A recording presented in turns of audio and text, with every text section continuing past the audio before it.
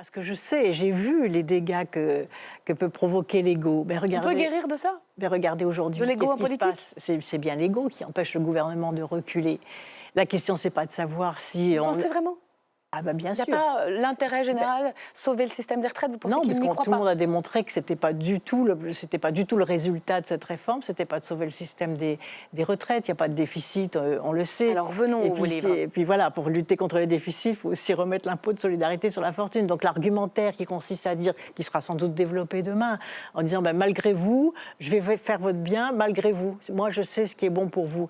Et je me suis demandé, mais comment est-ce qu'un pouvoir politique était devenu aussi cruel à l'égard des citoyens sans avoir la capacité finalement d'écouter, avec des interdits qu'on a tous subis de façon en situation de sidération, hein, l'interdiction des sorties, l'interdiction des librairies, les enfants au milieu des ronds dans les cours d'école. Enfin, on a subi, on a Les taux supporté. a été desserré après, hein. C'était vraiment au moment où on il y a quand même eu des aberrations extravagantes et il n'y a pas eu de soins, ni de consolation, ni de réparation. Et malgré cela, il y a eu donc en plus des réformes brutales sur le modèle social. Et donc la question centrale, c'est de savoir comment est-ce qu'on gouverne bien.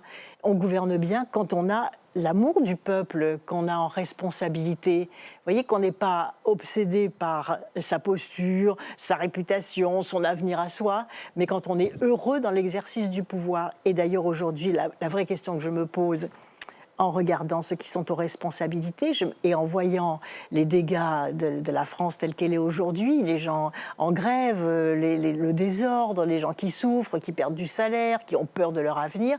Comment est-ce qu'on peut être heureux en gouvernant un pays et en le mettant dans cette situation? C'est pas possible.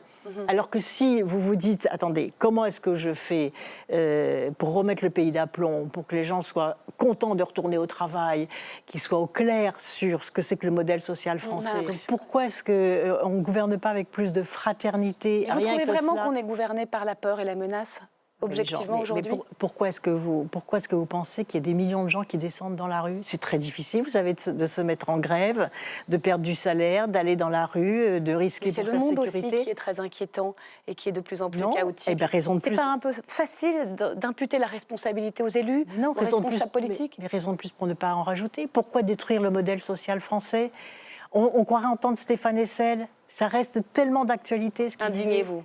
Indignez-vous quand il dit mais comment est-ce que l'État peut nous dire qu'il n'a pas les moyens de sauver les protections sociales et même de les améliorer, alors que quand on les a mis en place à la Libération, il y avait beaucoup moins d'argent qu'aujourd'hui. Donc les riches sont toujours plus riches.